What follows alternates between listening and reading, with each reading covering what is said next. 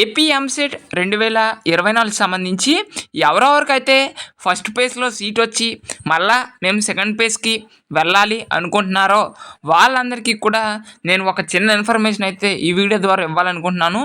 ఏంటి ఆ ఇన్ఫర్మేషన్ అనే విషయానికి వచ్చినట్లయితే, ఎవరెవరికైతే ఫస్ట్ పేజ్లో సీట్ వచ్చి బ్రో మాకు ఆ కాలేజ్ నచ్చలేదు, మేము రిపోర్ట్ చేయము, మళ్ళీ సెకండ్ పేజ్కి వెళ్తాము, మేము మళ్ళీ వెబ్ ఆప్షన్ ఇస్తాము అని ఎవరైతే అనుకుంటున్నారో మీకు ఫస్ట్ పేజ్లో సీట్ వచ్చినట్టు సెకండ్ పేజ్లో రాదు.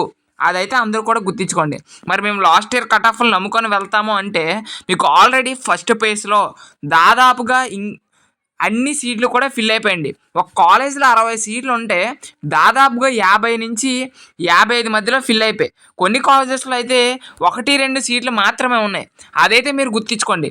మీరు ఫస్ట్ పేజ్లో వచ్చిన కాలేజ్కి రిపోర్ట్ చేసిన తరువాతే సెకండ్ పేజ్కి అయితే వెళ్ళండి, ఓకేనా? సో మనకి రిపోర్ట్ చేయడానికి రేపటి వరకు అవకాశం ఉంది కాబట్టి ఎవరెవరికైతే సెకండ్ పేజ్కి వెళ్ళాలి అనుకుంటున్నారో మీరు ఫస్ట్ పేజ్లో వచ్చిన కాలేజీలో రిపోర్ట్ చేసి సెకండ్ పేజ్ వెబ్ ఆప్షన్స్ ఇవ్వండి.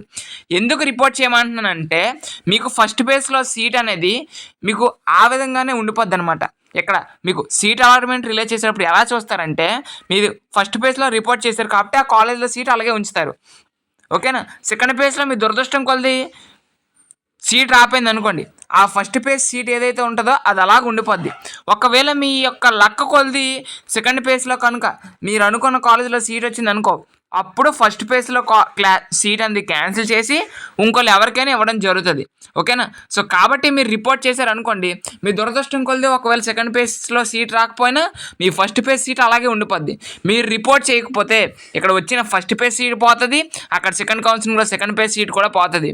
సో ఇప్పుడున్న మనకి సీట్లు అనేవి చాలా తక్కువగా ఉన్నాయి. 10,000 సీట్లలో సిఎస్సి మహా అయితే 1000 నుంచి 2000 మధ్యలో మాత్రమే ఉన్నాయండి.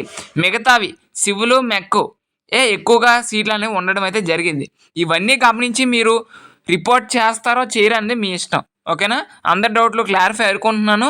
ఒకవేళ అవ్వకపోతే మీరు కామెంట్ బాక్స్లో కామెంట్ చేయండి, మీ యొక్క డౌట్ క్లారిఫై చేస్తాను. Okay, thank you.